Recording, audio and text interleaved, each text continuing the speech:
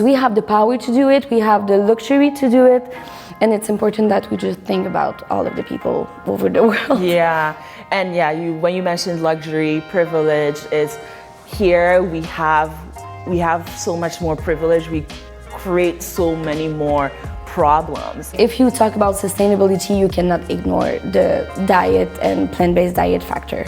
Eating a plant-based diet, that individual choice and change has a huge impact. Why is adopting a plant-based diet better for the environment? Obviously, it's like, okay, reducing greenhouse gases. But for me, in a personal sense, I come from a continent that is feeling the most effects out of all that is happening. And I think that other countries are, like, for example, we had the forest fires, that the smoke, all that is happening. But in North America, there's so many ways to blankets or reduce the opportunities for us to actually see those problems. But then back home, it's like we get flooding every July.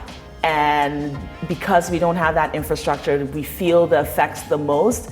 And so much of what is happening with climate change affects the African continent so much just because of how our weather system is like. Exactly. So it's a lot more personal for me. And people might think that, oh, that's somewhere far away, but everything is so interconnected that it's... Intersectionalité. Yeah, intersectional, yeah. Yeah, so easier in French. But, yeah, you were talking about intersectionality, and I think that even if we live in North America, where we don't feel so much, maybe not in Vancouver because like they've seen all the fire effects, but just to think about all of the other human beings that are just like they're feeling the effect right now, like in Africa or some places in Southeastern Asia. I think we have to just think about all of those human beings and just put away our steak and just try something else. And it's still good, and it's easy, it develops creativity. And in 15 years, or even 7 years, our children are going to be really happy with that choice, and other people on the planet too, because we have the power to do it, we have the luxury to do it, and it's important that we just think about all of the people over the world. Yeah, and yeah, when you mentioned luxury, privilege, is here we have so much more privilege. We create so many more problems. You know, North America is some of the biggest consumers of animal protein.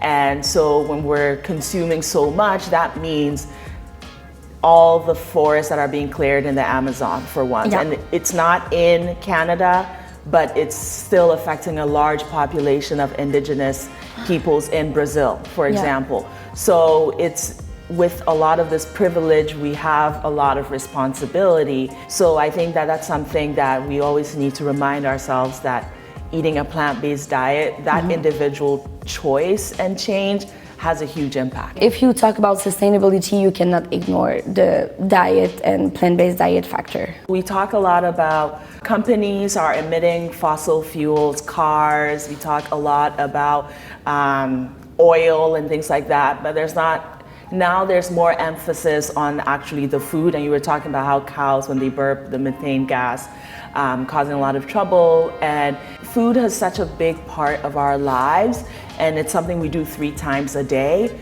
So if that's something that you can move in a direction that's more sustainable, one person can make a big difference. So much. Yeah. What advice will you give to someone who wants to adopt a plant-based diet? Because we are in Canada and I live in Quebec, I would say live with the season. Like, do some gardening. Just be closer to the earth.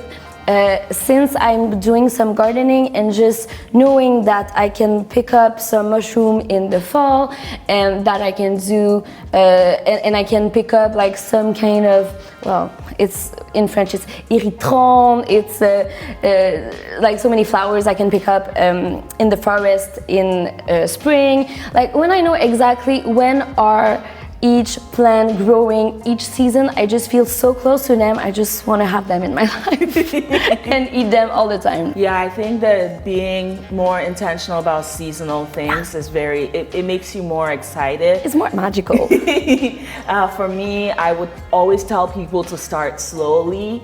That is something I personally didn't do, and that's something that I wish I had done. Reducing the amount of meat you eat from like 3 times a day to like 1 time a day. Meatless Monday is a thing, and just starting slow so you don't shock yourself. Like it's not. And you come back to your old habits Exactly. Yeah. Do you have anything else you want to add? Yeah, I think going slowly, and as you said, just choose some products and don't be harsh on yourself.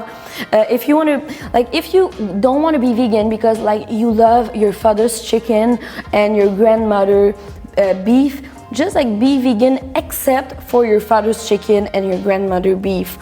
I think this is like the best way to do it, because if you can change the milk in your cereal, the milk in your coffee, if you can do a salad with chicken and tofu, so like you're just cutting in half, I think just slowly you're gonna get used to it.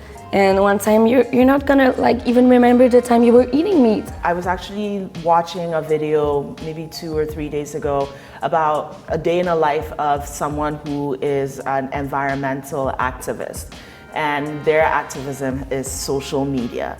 And it can be overwhelming, but I think that starting out by following 1 or 2 people, and within the small box that Instagram is, they will give you a couple of things to think about. Yeah. And then you can go from there. There's so much information out there, except for transitioning into a plant-based lifestyle. I think finding a community is always a good idea, and social media can be a stepping stone to that.